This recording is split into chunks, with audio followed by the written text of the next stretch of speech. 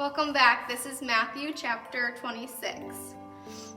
Now it came to pass when Jesus had finished all these sayings that he said to his disciples, "You know that after 2 days is the Passover, and the Son of Man will be delivered up to be crucified." Then the chief priests, the scribes, and the elders of the people assembled at the palace of the high priest, who was called Caiaphas, and plotted to take Jesus by trickery and kill him. But they said, "Not during the feast, lest there be an uproar among the people." And when Jesus was in Bethany at the house of Simon the leper, a woman came to him having an alabaster flask of very costly fragrant oil, and she poured it on his head as he sat at the table. But when his disciples saw it, they were indignant, saying, "Why this waste? For this fragrant oil might have been sold for much and given to the poor." But when Jesus was aware of it, he said to them, "Why do you trouble the woman? For she has done a good work for me. For you have the poor with you always, but me you do not have always. For in pouring this fragrant oil on my body, she did it for my burial. Assuredly, I say to you, wherever this gospel is preached in the whole world, what this woman has done will also be told as a memorial to her." Then one of the 12, called Judas Iscariot, went to the chief priests and said, "What are you willing to give me if I deliver him to you?" And they counted out to him 30 pieces of silver. So from that time he saw opportunity to betray him. Now on the first day of the feast of unleavened bread, the disciples came to Jesus, saying to him, "Where do you want us to prepare for you to eat the Passover?" And he said, "Go into the city of a certain man and say to him, 'The teacher says, my time is at hand. I will keep the Passover at your house with my disciples.'" So the disciples did as Jesus had directed them, and they prepared the Passover.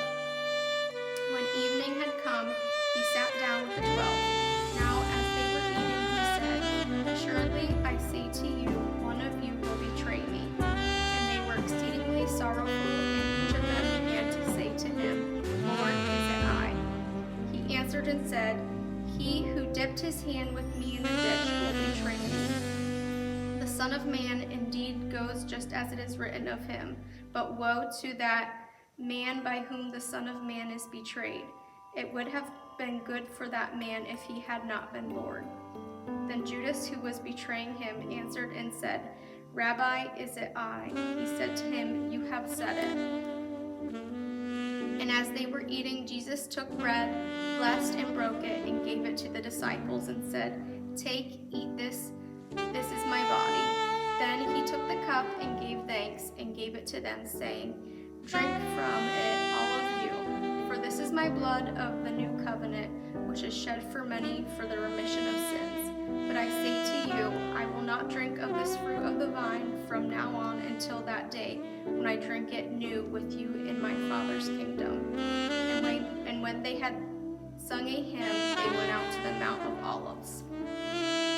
Then Jesus said to them, "All of you will be made to stumble because of me this night, for it is written, I will strike the shepherd, and the sheep of the flock will be scattered. But after I have been raised, I will go before you to Galilee." Peter answered and said to him, "Even if all are made to stumble because of you, I will never be made to stumble." Jesus said to him, "Assuredly, I say to you that this night before the rooster crows, you will deny me 3 times." Peter said to him, "Even if I have to die with you, I will not deny you." And so said all the disciples. Then Jesus came with them to a place called Gethsemane, and said to the disciples, "Sit here while I go and pray over there." And he took with him Peter and the 2 sons of Zebedee, and he began to be sorrowful and deeply distressed. Then he said to them, "My soul is exceedingly sorrowful, even to death. Stay here and watch with me." He went a little further and fell on his face and prayed and saying, "O my Father, if it is possible, let this cup pass from me. Nevertheless, not as I will, but as you will." Then he came to the disciples and found them sleeping, and said to Peter, "What?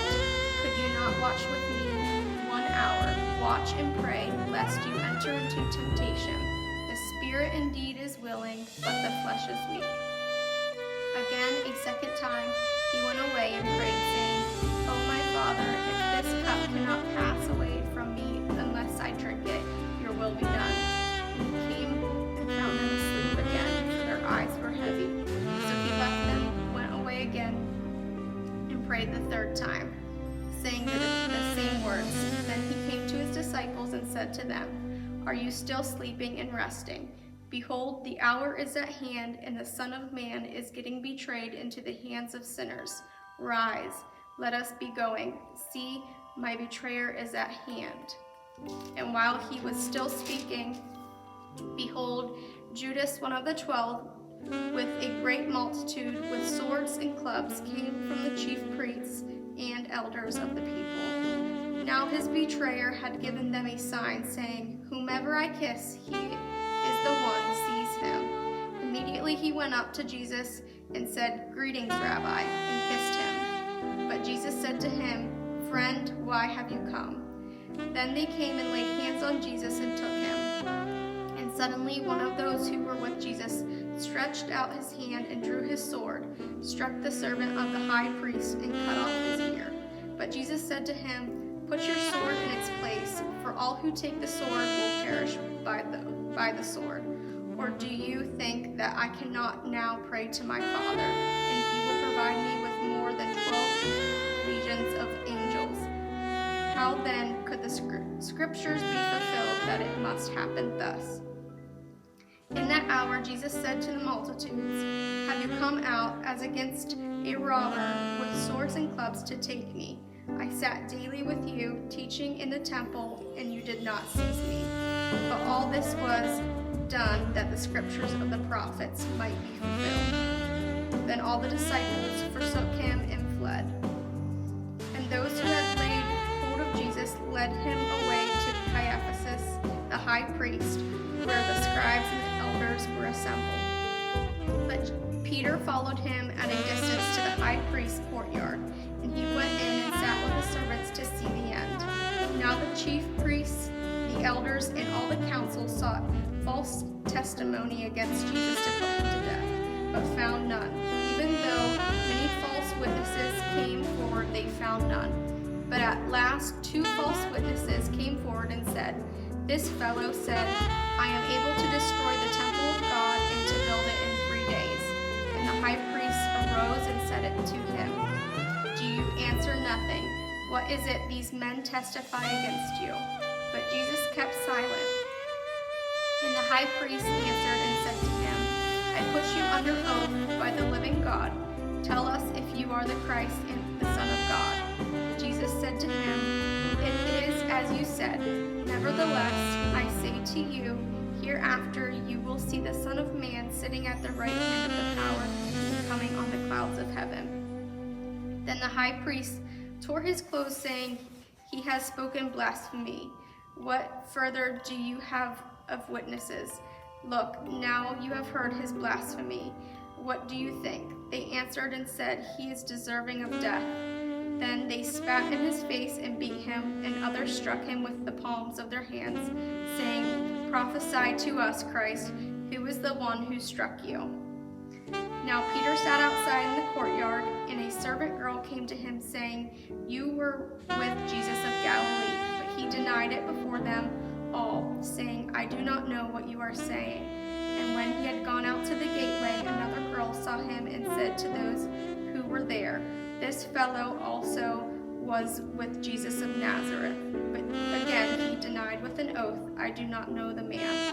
And a little later, those who stood by came up and said to Peter, "Surely you also are one of them, for your speech betrays you."